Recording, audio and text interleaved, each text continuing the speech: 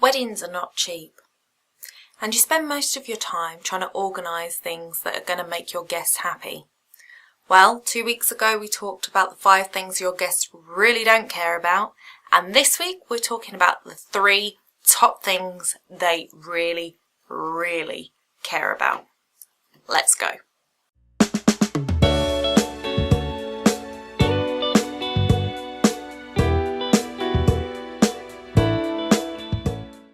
Hello my lovelies and welcome back to my channel. I'm Donna and this is Bride to Be TV, the place to be if you want to know how to plan your wedding, where you can spend your money and where you should be saving it. So if you are planning your wedding, then hit the subscribe button below so that you can be notified the next time I release a video. Hit the notification bell and that'll just make sure that you actually get the notification. And if you like this video, hit the thumbs up, it really helps. Thank you so much. Let's get into this video. So, the top 3 things that your wedding guests really care about. Number 1, time. Everybody has a finite amount of time in their lives, and what we choose to do with it is really important.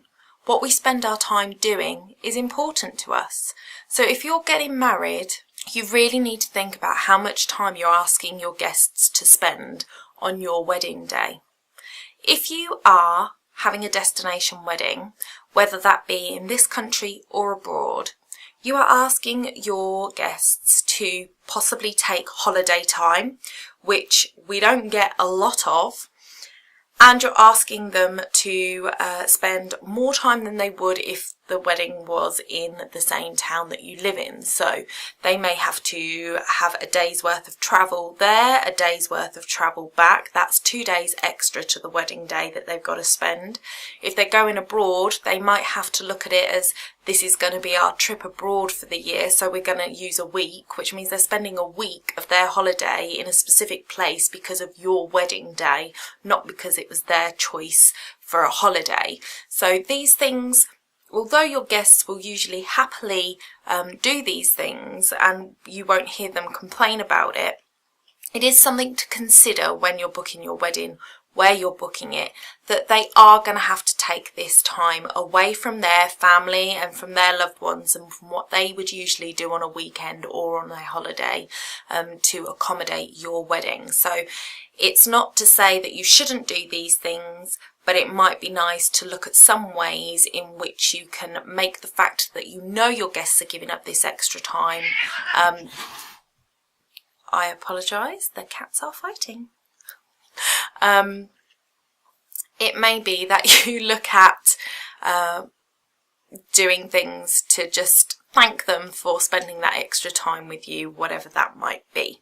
The other thing with time is that on a regular wedding day, regardless of where you are going and how long you're going to be there for, if you book your wedding at around anywhere between sort of 11 AM and 2 PM, your guests are going to want to get ready for your wedding day the same as you, but they haven't got people that are making sure that they eat like you should have on your wedding day. So they're going to want their lunch. And if you're going to book your wedding at this time, you're really restricting the time that they've got to eat. And if you are planning to eat at 4 or 5 o'clock in the afternoon or anything later than that, think about the amount of time that your guests are likely to not be eating for. If you can book your wedding between 2 and 4 o'clock in the afternoon, it is more likely that your guests will get to eat before they come to your wedding. Some won't, because they'll be like in their wedding gear and they won't be. Now my cat is on the cat tree. Kitty, come down. Come down. Get down.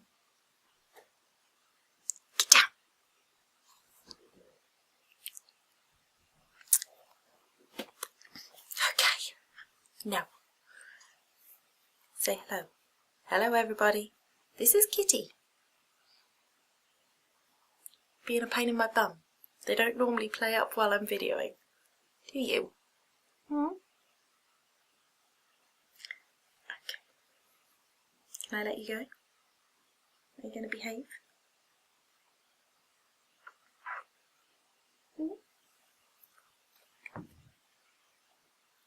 we shall see. So there are 3 times of the day that you need to look at when you're planning your wedding, and that is the ceremony time, the dinner time, and the DJ start time.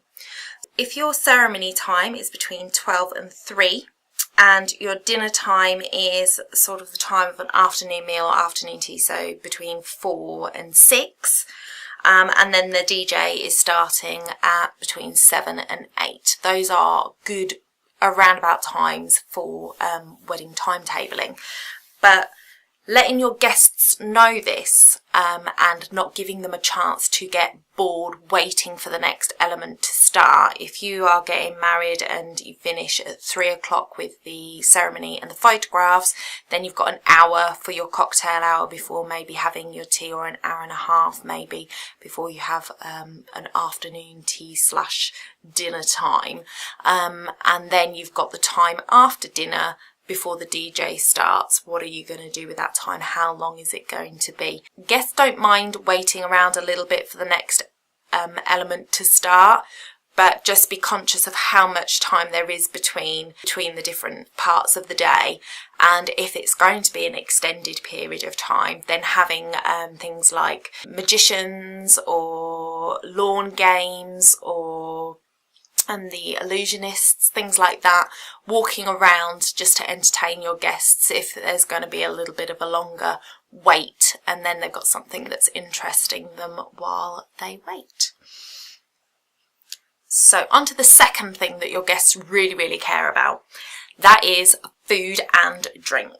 So you need to make sure your guests are well fed. I have to say, I went to a wedding earlier in the year and they really fed us well. Fed and watered, could not complain about anything when it came to the food and the drinks.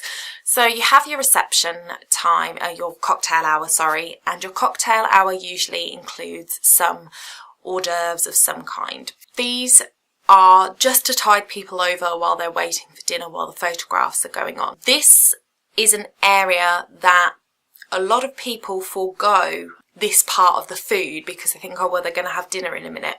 But depending on when you booked your ceremony, they may not have had anything to eat since breakfast, and guests get really grumpy when they're hungry. So I would say you really need to think about what time you are having your ceremony and whether your guests are going to be able to eat before the ceremony or not. And it is always nice to have food available as soon as the ceremonies are over, so that they can just tide themselves over until the evening meal. So I would say definitely go with hors d'oeuvres. The other thing is, a lot of the time it's traditional to have your sit down dinner or your buffet meal for your wedding breakfast, and then when you have your evening guests arrive and the party's in full swing, to have a buffet in the evening. I don't think you have to have a buffet in the evening. I think buffets can cause a lot of wastage because you're never quite sure how many people are going to turn up to an evening do if you're inviting extras. They tend to be a bit more flaky evening guests, and people often don't eat much when it comes to buffets. If it's a wedding breakfast buffet, you will find people will eat because they haven't eaten. But if they filled up at the wedding buffet breakfast and then they're waiting for the evening, your day guests will pick at the buffet, and evening guests may well have eaten before they come, because you tend to have your wedding buffet at about 9 o'clock, 8:30, 9:30 sort of time, which means that, you know, your evening guests are going to be hungry if they haven't had their dinner, so they're likely to eat their dinner before they come, and again, just be picking. So a good alternative to a traditional buffet would be to have something like a hog roast. And if you just have hog roast buns, applesauce, and sort of that burger type thing, is really good. The wedding that I went to earlier in the year, she had halloumi burgers and bacon rolls in the evening for her guests. She didn't have evening guests because it was a destination wedding, but something like simple like that would be enough just to make people feel like, you know, they've had something which will keep them going for the rest of the evening. So don't feel that you've got to put on a full buffet spread in the evening. You don't need to do that. Keep the drinks flowing though. Reception, cocktail hour, drinks, make sure that you've got enough for everybody. Always nice to have wine on the table. However, a lot of people don't drink wine, so it may be something that you actually talk to your guests about, and perhaps you have a jug of cocktails that sits on the table instead, or maybe you forego the traditional white and red bottles and you have a couple of bottles of rosé on the table, or a couple of bottles of Prosecco. So talk to your guests prior to the wedding and see what they think about drinks on the table. If you're going to have 6 bottles of unopened red when you had 8 tables, then there's no point in forking out for red wine. So have a word with a few of your guests, see what they think to wine on the table, and draw your own conclusions from that.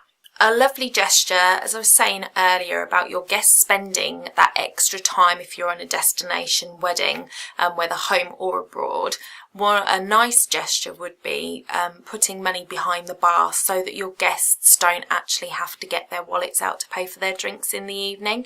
Now, this can be a large added expense, but it is really, really appreciated by your guests.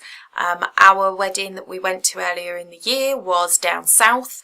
It was a 3.5–4 hour drive for us to get there. Some people had a worse journey than we did because there was a lot of traffic and a lot of things going on down there that people were travelling down for. So we kind of lucked, it was a bit of bad luck travelling down when we did. However, our bride and groom were so generous and they did put money behind the bar. We didn't know about it until the event, but it was such a nice surprise and such a nice thing for them to do, and it was really appreciated by everybody. So if you can afford to do that, that's a really nice thing to do for your guests. So they don't have to put their hand in their pocket when they possibly already paid for hotels and travel and all of that jazz. So really nice idea. The third thing is costs. Now, you really need to think about how much you're spending on your wedding day. You know it's going to be a lot. Your guests actually spend quite a lot of money too. When you think about it, they generally, especially the girls, want a new outfit. Guys can usually get away with the suit that they have, but girls will always want a new outfit, new shoes, new bag, new hairdo, maybe going to the hairdressers on the day of the wedding, getting their nails done. All of these things come as an added cost that they wouldn't have had that year had it not been for your wedding. On top of that, you may be asking them to travel, you may be asking them to stay in a hotel for the night, you may be asking them to come abroad. All of those are added costs. Then you've got the hen and stag do's. If you're planning on a hen weekend or a stag weekend, that's going to add to the cost. And if you're going abroad for those weekends, that is an additional cost as well. So when you're adding it up, a guest could spend anywhere between £300 and £1,000 attending your wedding celebrations from the beginning to the end. And then don't forget, also we have bridal showers now that we've kind of stolen from America. So that's another gift and more time that they're spending with you. So just be conscious of how much you are asking your guests to spend on your wedding day. Again, they're not generally going to complain about it, but it does put financial pressure on people. You might find that there are people that would love to come and tell you that they can't come because they can't afford it. If they're saving up for their own wedding, or they're saving for a house deposit, or they're saving for a new car, things like this, they're going to take those into consideration. And if you get guests that do say, sorry, I can't come, I can't afford it, just remember that it's your choice to have that for your hen, and if that's what you really want, then you should have it. But you can't sort of be upset with people if their financial goals don't align with being able to be there with you. It is something that you can look at. remember, it used to be a hen night and a stag night, and it used to just be one night of partying and that was it. You don't have to go for a full weekend, 4 days, whatever, for your hen. It's not necessary, and I just think that that is the area where we've perhaps gone a little OTT in recent years with weddings, with the expectation of everybody being able to come and enjoy it with us, and then people getting their noses out of joint when it doesn't quite work that way. You don't have to go over the top to have a really nice pre-wedding celebration with your girlfriends. So just something to bear in mind and think about. So just to wrap up, the 3 most important things to your guests are their time, their money, and what you're going to feed and water them with on your wedding day. Just remember to be conscious of those things, and don't forget, I have said in a previous video, that sometimes you tend to find that you have a wedding season in your life where everybody around you is getting married. If you're not the only one getting married in your friendship circle 1 year or over a couple of years, you'll find that your guests are trying to pay for 2 or 3 weddings at a time, and that can really add up. So do make those considerations when you're thinking about what you're going to do. If you are planning your wedding and you would like a bit of help, I would love to help you. I have a wedding planning starter kit, and I will link it in the description below. You can head over to my website and download that for free. I send out weekly hint and tip emails along with a link to that week's video so that you can catch up with us here on YouTube. So if you would like that, then please head down to the description and download that now. And if you could give this video a like and hit the subscribe button, I'd be really, really appreciative. So thank you. See you next week. Bye guys.